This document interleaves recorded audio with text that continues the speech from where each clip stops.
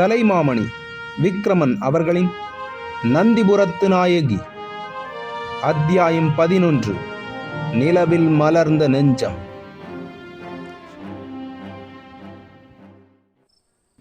முல்லைத்தீவு மக்கள் முழு நிலவு காயும் வேளையிலே எல்லையிலா இன்பத்துடன் ஆடும் அந்த குன்றக்குறவையை அருண்மொழிவர்மன் கண்டதும், அவர்கள் தாளத்துக்கு ஏற்ப பாடும் பாடலின் பொருளை கேட்டதும் அவனுக்கு வியப்பு அதிகமாகியது. இந்த தீவின் மகளிர்தான் எத்துணை அழகுடன் விளங்குகிறார்கள். அவர்களின் தலைக்கோல அழகும், அதிலே குடியிருக்கும் மலர்களின் அழகும், அதற்கு போட்டியிடும் அதிமுக அழகும் அந்த நில ஒளியில் சௌந்தரியபுரியை அவனுக்கு நினைவூட்டின. பெண் நல்லாள்களின் அழகு ரசனை மகத்தானது. செக்கச் செவேலென்றிருக்கும் அழகு மலரை சுற்றி கருநீல வண்ணமுள்ள குவளையை வைத்து தொடுத்து அவர்கள் அணிந்திருக்கும் அழகு ஒன்றே போதுமே. அவர்கள் ஆடினர், கைகோத்து ஆடினர், பாதங்களை தாளங்கட்கு ஏற்ப மாறி மாறி வைத்து ஆடினர், குதித்து ஆடினர், குனிந்து ஆடினர், பம்பரம் போல் சுழன்றனர், ஒரு சமயம் வில் போல் வளைந்தனர், ஒருபோது வேல் போல் பாய்ந்தனர்.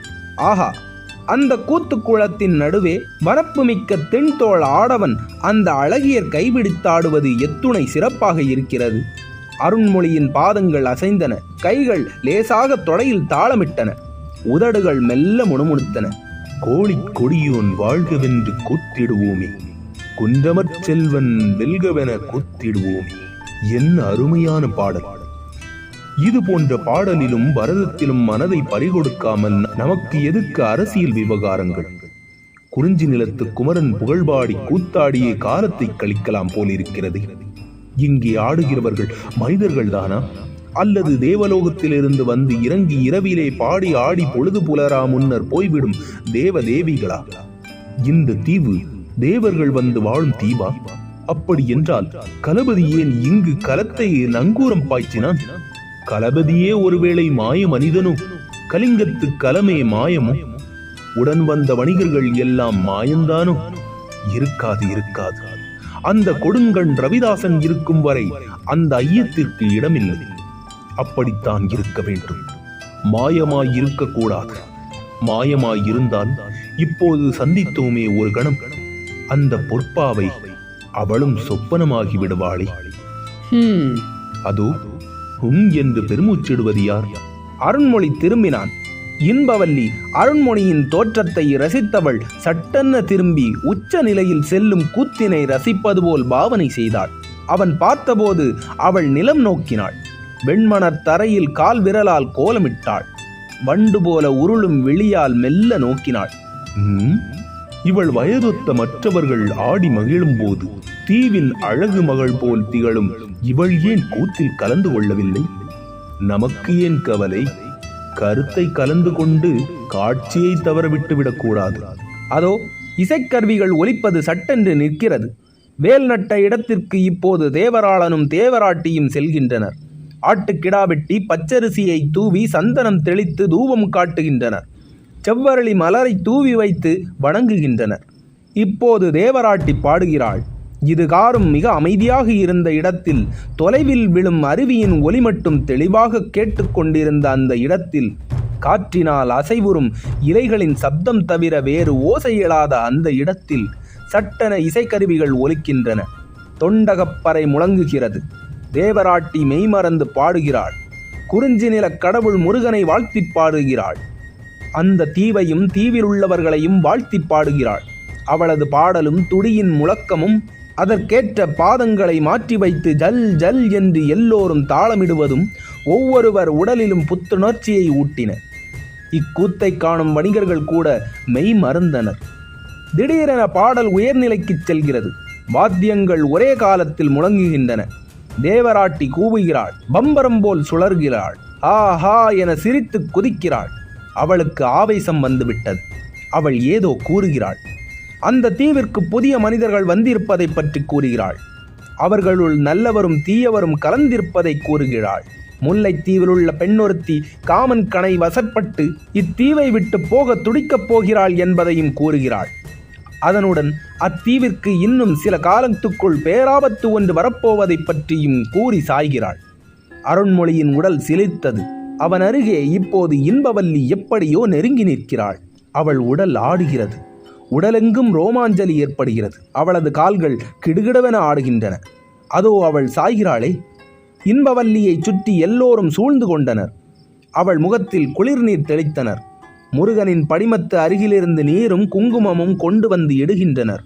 அப்போது அத்தீவில் மரக்கலம் கட்டுத் தொழிலில் ஈடுபட்டு இருப்பவர்களில் தலைவனான கார்மேகம் ஓடோடி வந்து, இன்பவல்லி, இன்பவல்லி, என் குழந்தாய், என்ன நேர்ந்தது என்று பதறிப்போய் அவள் முகத்தோடு முகம் வைத்து அலறுகிறான். தேவராட்டியின் ஆவேசத்திலும் குன்றச் சிறுவரையின் ஒலியிலும் குறிஞ்சி பண்ணின் இனிமையிலும் மனதை பறிகொடுத்திருந்த அருண்மொழி நொடியில் நேர்ந்துவிட்ட இந்நிகழ்ச்சி கண்டு திடுக்கிட்டான். மயங்கி வீழ்ந்தவருக்கு காற்று புகவும் இடைவெளியிராது மக்கள் சூழ்ந்திருப்பதைக் கண்டு விரைந்து வந்து அவர்களை விலக்கி குளிர்காற்று நன்றாக படுமாறு செய்தான். மகள் மீது வீழ்ந்து விம்மும் கார்மேகனை சற்று விலக்கினான். இன்பவல்லி மெல்ல கண் விழித்தாள். கண் விழித்தவுடன் அவள் கண்டது சுந்தரவனத்துடன் கம்பீரமாக நிற்கும் அருண்மொழியைத்தான். சற்று நேரத்திற்கு முன்பு அவள் அவன் அருகே நின்று கடைக்கண்ணால் அவனை கண்டிருக்கிறாள். அது மற்றொரு பாதிமுகம்.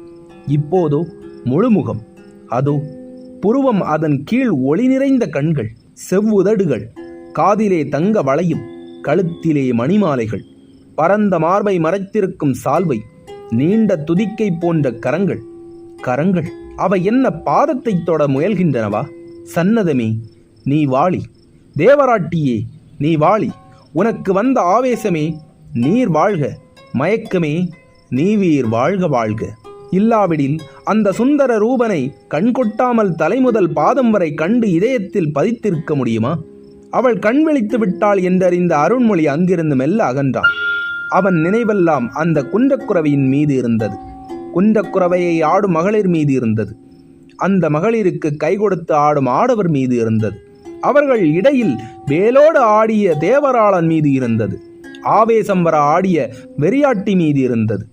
அவற்றிற்கு மேலாக அந்த இசையால், முழக்கத்தால், ஆடலால், பாடலால் நினைவிழந்து விட்ட இன்பவல்லியின் இன்முகத்தின் மீதும் இருந்தது. வணிகர்கள் தங்கியிருந்த கூடாரத்தை நோக்கி அருண்மொழி மெல்ல நடந்தான். மற்றவர்கள் முன்னதாகவே உறங்கச் சென்று விட்டனர். அவனைத் தொடர்ந்து யாரோ வரும் காலடி ஓசை. அருண்மொழி திரும்பினான். அவ்வுருவம் மர நிழலோடு நிழலாக மறைந்தது. வேறு எவராக இருக்க முடியும்? ரவிதாசன் தான். ஏன் அவன் தன்னை தொடர்கிறான்? தன் உண்மை தோற்றத்தை கண்டு கொண்டானா? ஆடையை சரிபடுத்தி கொண்டான் அருண்மொழி. தலைமுண்டாசை ஒழுங்குபடுத்தி கொண்டான். கூடாரத்தில் அவன் படுத்து உறங்குவதற்கு கண்களை மூடிக்கொண்டான். துயில் அவனை வந்து அடையவில்லை. பல நினைவுகள்.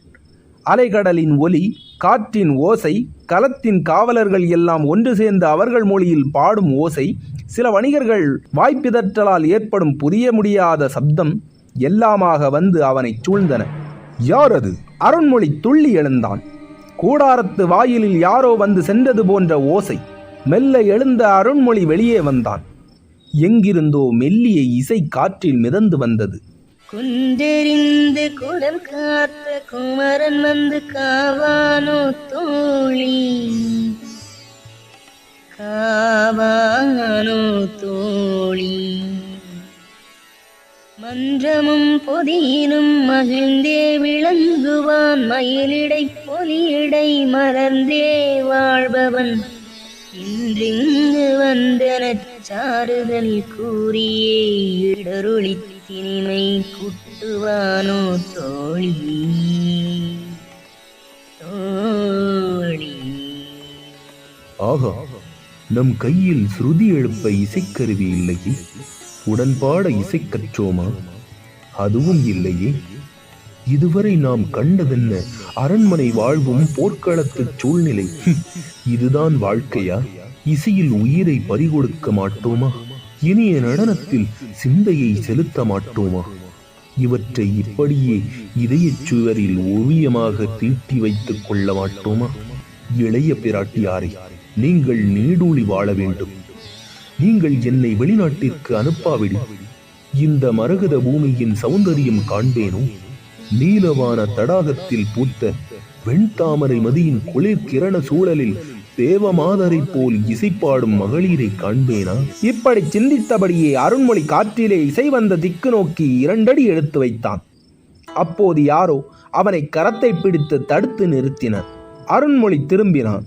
சித்திரசேனரே, இந்த நேரத்தில் எங்கு செல்கிறீர்? என்று கேட்ட வண்ணம் தளபதி நின்று கொண்டிருந்தார். என் கூடாரத்தின் அருகே யாரோ நடமாடுவது போன்று காலடி சத்தம் கேட்டது. திடுக்கிட்டு வெளியே வந்தேன். எங்கிருந்தோ இனிய நாதம் மிதந்து வருகிறது.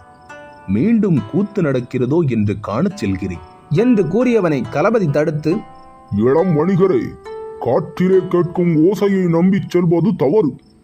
இந்த தீவில் மோகினி பிசாசுகள் நடமாட்டம் அதிகம். பௌர்ணமி என்று மோகினிக்கு களிப்பு மிகுதி. இசை கேட்டு மயங்கிச் சென்றால் திரும்பி வருவது என்பது கிடையாது.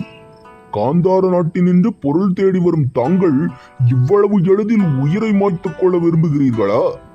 உங்களை நம்பி ஊரில் உங்கள் மனைவி காத்திருக்க மாட்டாளா? வயது முதிர்ந்த பெற்றோர்கள் வாடியிருக்க மாட்டார்களா? என்று உருக்கமாக கூறினார். அருண்மொழி அதை மறுத்து பேச விரும்பவில்லை. களபதி கூறியதற்கு நன்றி தெரிவித்தான். களம் பழுது பார்ப்பது இன்னும் எவ்வளவு நாட்களுக்கு நடக்கும் என்று கேட்டான். இந்த தீவில் தாமதம் என்பது மட்டும் கிடையாது. மரக்கலத்தை பழுது பார்க்கும் தொழிலாளர்கள் தலைவர் கார்மேகன் சுறுசுறுப்பு மிகுந்தவர். அவரிடம் பேச்சு கொடுக்காமல் இருந்தால் வேலை விரைவில் முடிந்துவிடும். 2 நாட்களில் புறப்பட்டு விடலாம். இங்கு எவ்வளவு நாட்கள் வேண்டுமானாலும் தங்கலாம். கடலில் செல்வதை விட இங்கு தங்கியிருப்பது பாதுகாப்பாகத்தான் இருக்கும். ஏன் அப்படி சொல்கிறீர்கள்? கடற்கொள்ளைக்காரர்கள் தொல்லை இப்போது மிக அதிகமாகிவிட்டது. கொள்ளைக்காரர்களா? ஆம், அவர்களால் தான் இப்போது கடலில் கலங்கள் தனித்துச் செல்வது குறைந்துவிட்டது. கலிங்கத்து களத்தில் பாதுகாப்பு வீரர்களை வைத்திருக்கிறோம். சோழ நாட்டு கலங்களில் அத்தகைய பாதுகாப்பு இல்லை. புலிக்கொடி தெரிந்தால் கொள்ளைக்காரர்களுக்கு களியாட்டம்தான். அருண்மொழி உதட்டை கடித்து கொண்டான். அவன் கரம் உடைவாளை தொட்டது.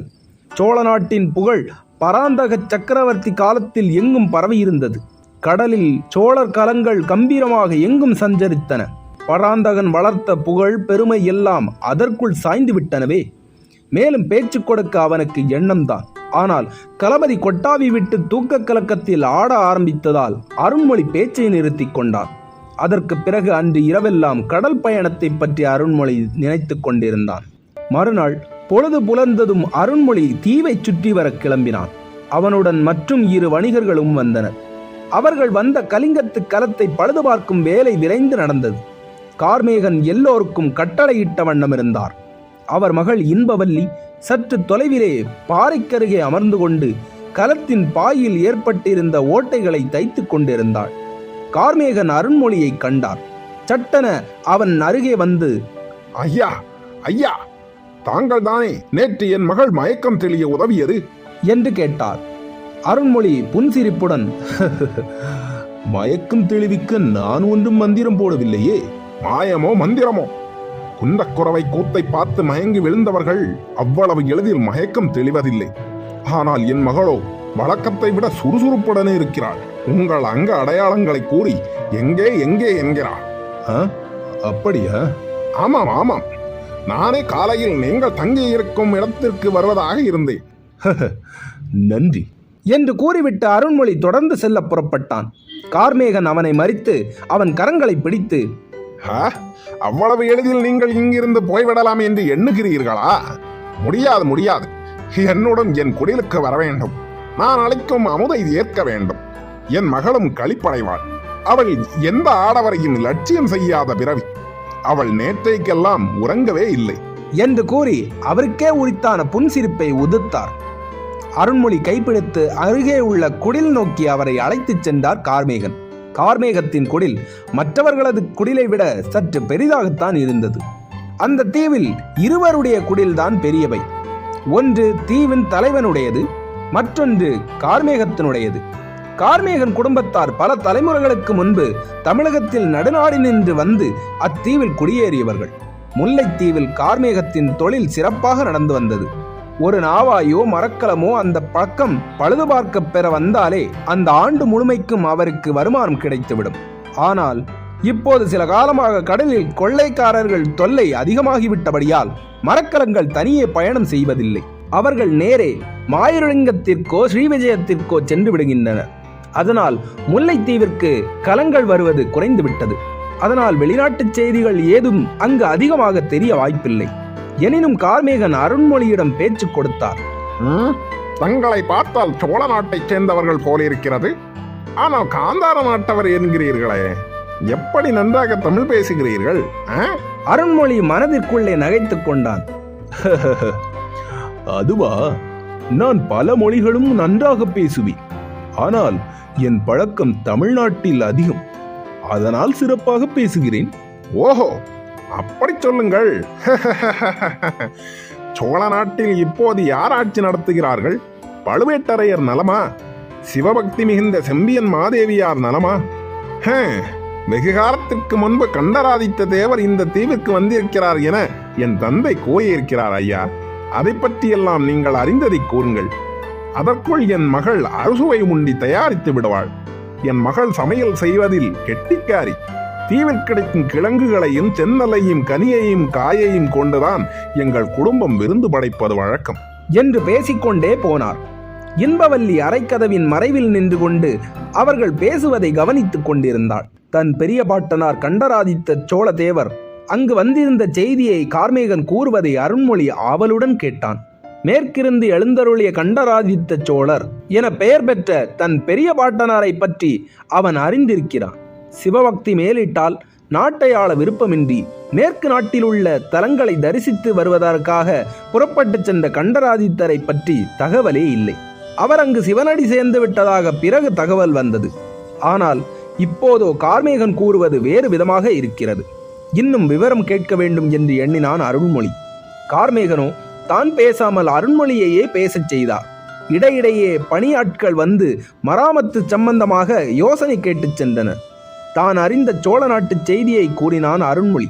சுவையுடன் கார்மேகன் அவற்றை கேட்ட வண்ணம் இருந்தார். உள்ளே அறுசுவை உண்டி ஆயுத்தமாகி வந்தது. அதை யாக்கும் இன்பவல்லியின் இதயத்திலும் புது புது சுவைகளும் உணர்ச்சிகளும் பொங்கிக் கொண்டிருந்தன. ஆமாம், சோழ நாட்டில் இப்போது மதுராந்தக உத்தம சோழர் பட்டமேற்றிருக்கிறாரே, இளவரசர் அருண்மொழிவர்மன் என்ன செய்கிறார்? அவரது நற்குணங்களை பற்றி நாங்களும் கேள்விப்பட்டிருக்கிறோம். ஈழ நாட்டிற்கு சென்று போரிட்டு வென்ற அவரது வீரத்தை அறிந்திருக்கிறோம். இதுவரை சோழ நாட்டு அரசர்கள் பெற்றில்லாத பேரழகு அவரிடம் குடிகொண்டிருக்கிறதானே, உண்மைதானா என்று கார்மேகன் கேள்விக்கு மேல் கேள்வி கேட்டு அருண்மொழியை திணற அடித்தார். ஒரு கணம் திகைத்து விட்ட அருண்மொழி பிறகு சிறிதும் தயங்காமல், ஐயா, இது போன்ற கேள்விகளை எல்லாம் என்னை கேட்டால் நான் என்ன மறுமொழி கூறுவேன்? அருண்மொழியை நான் நேரே சந்தித்தது கிடையாது. போர்க்களம் விட்டால் அரண்மனை, அரண்மனையை விட்டால் சகோதரியின் இருப்பிடம் என்றிருக்கும் அவரை யார் கண்டார்கள்? சரி சரி, நான் இங்குள்ள அருவியை கண்டு வருகிறேன், அதற்குள் உணவு என்று கூறிக்கொண்டே எழுந்தான். அப்பா, அவருக்கு வழி தெரியாமல் போய்விடப் போகிறது. நீங்கள் தான் உடன் பொங்களேன் என்று இன்பவல்லி உள்ளிருந்து குரல் கொடுத்தாள். ரவிதாசனுக்கு ஒரே குழப்பமாக இருந்தது. இந்த காந்தார வணிகன் அருண்மொழியா இல்லையா என்று சிந்தித்து சிந்தித்து மண்டையை உடைத்து கொண்டான். அவனுக்கு அப்போது பசி அதிகம் எடுத்தது. மெல்ல தீவில் வாழ்வோர் குடில் பக்கமாக சென்று அவர்களிடம் பேச்சு கொடுக்க முயன்றான். அவர்கள் முதல் நாள் நடந்த குன்றக்குறவையையும் அதில் தேவராட்டிக்கு சன்னதம் வந்ததையும் பற்றி பேசிக் கொண்டிருந்தனர். இந்த தீவுக்கு ஏதோ ஆபத்து வரும் என்று தேவராட்டி கூறினாலே, என்ன ஆபத்தோ என்று அவர்கள் பேசினார்கள். இந்த வெறியாட்டி கூறியது என்ன பெரிய விஷயமா? எங்கள் நாட்டிலும் இப்படித்தான். தேவராளன் பேரில் ஆவேசம் வந்தது. அவன் நடக்கப் போகும் ராஜாங்க விஷயம் முழுமையும் கூறிவிட்டான். ரவிதாசனின் முகத்தில் பெருமை கூத்தாடியது. நீங்கள் எந்த நாட்டைச் சேர்ந்தவர்கள் என்று அங்கிருந்தவர்களில் ஒருவர் ரவிதாசனிடம் கேட்டார். எனக்கு எந்த நாடும் கிடையாது. இல்லையா, எங்கள் நாடு என்றீரே. ஓ, அதுவா? நான் சோழ நாட்டில் பிறந்தவன் தான். அப்படி சொல்லுங்கள், எங்கே போகிறீர்கள்? ரவிதாசனுக்கு என்ன மறுமொழி சொல்வதென்று புரியவில்லை. சட்டென்று பொய்யை துணிந்து வீசினான். நான் இந்த களத்தில் வந்திருக்கும் காந்தார நாட்டு வணிகரான சித்திரசேனருடைய பணியார். அவர் எங்கெங்கு செல்வாரோ அங்கெல்லாம் நானும் செல்வேன். ஆஜான பாகுவாய் அழகிய தோற்றத்துடன் விளங்கும் அருண்மொழியை ஒருமுறை பார்த்தவர்கள் மறுமுறை காணாது இரார். மரக்கலத்தினின்று அவன் சித்திரசேனன் உருவத்தில் இறங்கும்போது அவர்கள் கண்டார்கள். கூத்து முடிந்து கார்மேகனின் மகள் மயக்கம் தீர்க்கும் போது கண்டார்கள். கார்மேகனுடன் பேசிக்கொண்டிருக்கும் போதும் கண்டார்கள். அவனுடைய பணியாள் என்றவுடன் அவர்கள் ரவிதாசனுக்கு மிக மரியாதை செலுத்தினர். அவனுக்கு கனி கிடைத்தது, கிழங்குகள் கிடைத்தன. எல்லாவற்றிற்கும் மேலாக மூங்கில் குழாயை ஒருவன் கொண்டு வந்தான். அதிலிருந்து தேனை எடுத்து ஒரு பாண்டகத்தில் ஊற்றிக் கொடுத்தான். இது என்ன என்று ரவிதாசன் கேட்டான். மது. மதுவா? ஆம், இந்த மலையில் சேரும் தேனை எடுத்து இந்த மூங்கில் குழாயிலிட்டு மண்ணில் புதைத்து விடுவோம். நாளாக ஆக அதன் சுவை அதிகமாகும். மிக வேண்டியவர்க்கு மட்டுமே கொடுப்போம். ரவிதாசன் மதுவை சுவைத்தான். ஆஹா ஆஹா, என்ன சுவை, என்ன சுவை! இன்னும் இன்னும் சுவைக்கலாம் போல இருக்கிறது. அவர்களை எப்படி கேட்பது? அவர்களின் மனம் கழிக்க கழிக்க பேசி பேசி தேனுண்ண முயன்றான். அதற்காக தான் அறிந்த மந்திர தந்திரங்களை எல்லாம் பயன்படுத்தி அவர்கள் ஒவ்வொருவருடைய தனிப்பட்ட குறைகளையும் கேட்டறிந்து பரிகாரம் கூற முயன்றான். ரவிதாசனின் தந்திரம் நிறைந்த பேச்சும் உண்மை போல கூறும் கற்பனை சம்பவங்களும் கேட்டு அவர்கள் மகிழ்ந்தனர். அவர்கள் அவன் கேட்பதையெல்லாம் கொடுத்தனர். பௌர்ணமிக்கு மறுநாள் அன்று முழுமையும் கார்மேகனுடன் பேசி பேசி அருண்மொழிக்கு சலிப்பு ஏற்பட்டு விட்டது. தூண்டி துருவி அவர் கேட்கும் கேள்விகளுக்கு விடை கூறி வரும்போது தவறிப்போய் தன் உண்மை தோற்றத்தை எங்கே வெளியிடுமாறு நேர்ந்து விடுமோ என்று கூட எண்ணினான் அருண்மொழி. சித்திரசேனரே, உமது பாட யோகம்தான். வாணிபம் செய்கிறேன் என்று அயல் நாடுகளை சுற்றி பார்க்க கிளம்பிவிட்டீர்கள். என்னை பாரும். இந்த தீவில் இருந்து இங்குள்ளவர்கள் முகத்தையே திரும்பி திரும்பி பார்க்கவே எனக்கு பிடிக்கவில்லை. என்னையும் நீங்கள் போகும் தீவுகளுக்கு உடன் அழைத்துச் செல்லுங்களேன் என்றார் கார்மேகன். அவருக்கு இதுவரை மனதுக்கு பிடித்தவர் என்று ஒருவரும் ஏற்படாதிருந்தனர். சித்திரசேனரை கண்டதுடன் அவர் நீண்ட நாட்கள் பழகியவர் போல் மதிக்க ஆரம்பித்து விட்டார். அருண்மொழி சிரித்தவாறு, ஐயா, என்னுடன் வருகிறேன் என்கிறீர்களே, உங்கள் தொழில் என்ன ஆவது என்று கேட்டான். மரக்கலம் கட்டுவதுதானே. எப்படியோ போகட்டும். ஒருவரும் உண்மையாய் உழைப்பதில்லை. என்னிடம் அவர்கள் அன்பு பாராட்டுவது எல்லாம் வெளி வேஷம். நான் சேர்த்து வைத்திருக்கும் செல்வத்திற்கும் என்னிடம் வளர்கிறாளே இன்பவல்லி, அவளை அடைவதற்குமே உழைப்பதாக பாவனை செய்கிறார்கள். அவர்கள் ஒருவரையும் நான் அண்ட விடுவதில்லை. அதனாலே தான் என் மகளையும் குறவை குத்த ஆடவும் நான் அனுமதிப்பதில்லை. இந்த தீவின் இளைஞர்கள் முரடர்கள். அவர்கள் அனைவரையும் தமிழகத்துக்கு அனுப்ப வேண்டும். அங்குள்ள அறிஞர்களோடு பழகச் செய்ய வேண்டும். பண்பாடு கற்றுக்கொள்ளச் செய்ய வேண்டும். கோயிலுக்கு செல்லும் வழக்கத்தை ஏற்படுத்த வேண்டும். அருண்மொழி நகைத்தான். சரி, அந்த இளைஞர்களைத்தான் அப்படி செய்து விடலாம். உங்களிடம் வளர்கிறாளே அந்த மகளை. அருண்மொழி உங்களிடம் வளர்கிறாளே என்ற சொல்லை சற்று அழுத்தமாகவே கூறினான். என்ன செய்வதாக எண்ணம்? கார்மேகன் சிந்தனையில் ஆழ்ந்தார். பிறகு அருண்மொழியை ஏறெடுத்து நோக்கி, ஐயா, நல்ல கேள்வி கேட்டேன். இன்பவல்லியை பற்றிதான் எனக்கு கவலை. ஒவ்வொரு ஆண்டும் அவள் வளர வளர எனக்கு வேதனை வந்து முட்டுகிறது. பருவம் வந்த பெண்ணை வேலையிட்டு காக்க முடியுமா? இன்பவல்லி துடுக்கு மிகுந்தவள், யாருக்கும் அஞ்ச மாட்டாள். இத்தீவு வாழ் மக்களிடம் கூட எனக்கு பயமில்லை. திடீர் திடீர் என கடல் கொள்ளைக்காரர்கள் இத்தீவிற்கு வருகிறார்கள். அவர்கள் கண்களில் என் மகள் பட்டுவிட்டால் தடாகத்து தாமரையை தாவும் மந்தி கவர்ந்தது போல்தான் ஆகும். அவளுக்கு சதா கடற்கரை பாறைதான் பொழுதுபோக்குமிடம். ஏன், இப்போது கூட பாருங்களே. அருண்மொழியின் காதுகளில் இப்போது முதல் நள்ளிரவு கேட்ட அதே இசை கேட்டது. மெல்ல அங்கிருந்து எழுந்தான் அருண்மொழி. இசை அவனை அழைத்தது. இசைபாடும் எழிலணங்கு அவனை அழைத்தாள். அருண்மொழி வெண்மணர் பரப்பில் நடந்து கடற்கரையை அடைந்தான். தாளை சூழ்ந்த தடாகத்து கரையில் நீண்டு நிமிர்ந்த பாறையின் மேல் இன்பவல்லி அமர்ந்து வானத்தை பார்த்து பாடிக்கொண்டிருந்தாள். அவள் பாடலுக்கு மினுமினுக்கும் தாரகைகள் தாளம் போட்டன. காற்றில் அசைந்தாடும் தென்னை கீற்றுகள் ஸ்ருதி மீட்டின. உதிரும் புன்னை மரங்கள் கைகொட்டி ஆராவரித்தன. வெண்ணுரை கக்கி விரைந்து விரைந்து வந்து கரையை தழுவும் வெண்திரைகள் ஆடிப்பாடின. அருண்மொழி தன் தலைப்பாகையை மெல்ல கலத்தினான். ஆகா என்று மெல்ல கூறினான். இன்பவல்லி திடுக்கிட்டு எழுந்தாள். பாட்டை நிறுத்தினாள்.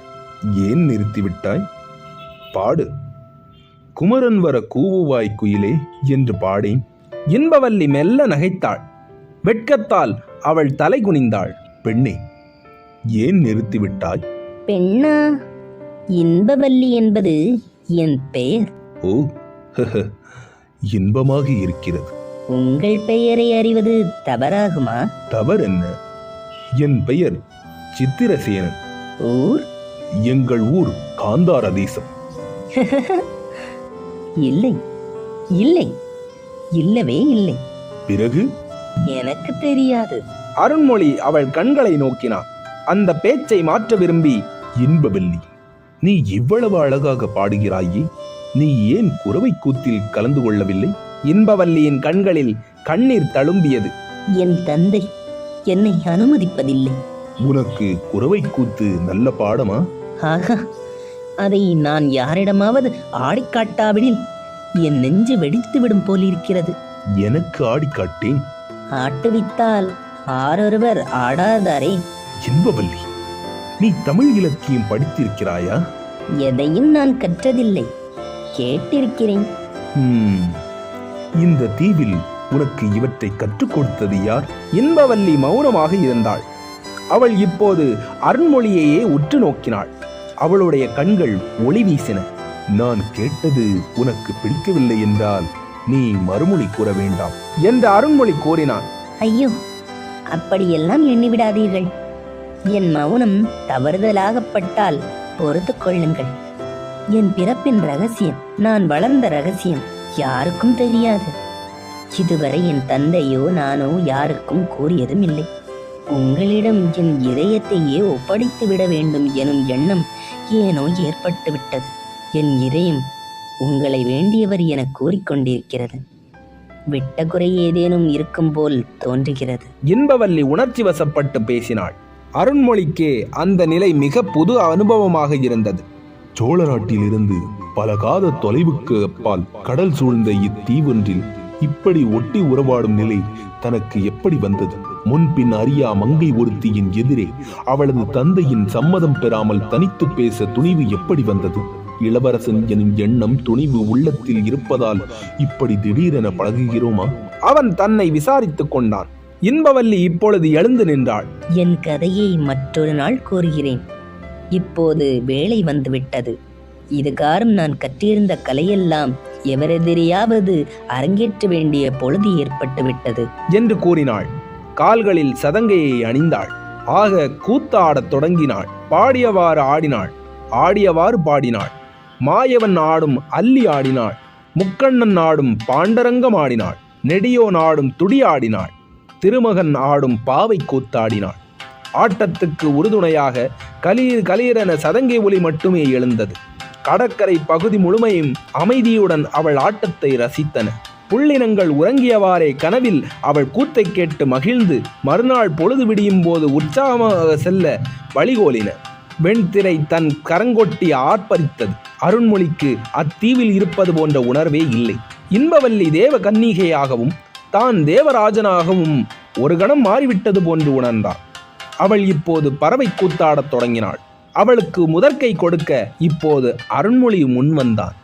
முதல் நாள் கண்ட ஆட்டத்தை நொடியில் கற்றுக்கொண்ட அவன் ஆடுவதைக் கண்டு அதிசயித்தாள் இன்பவல்லி.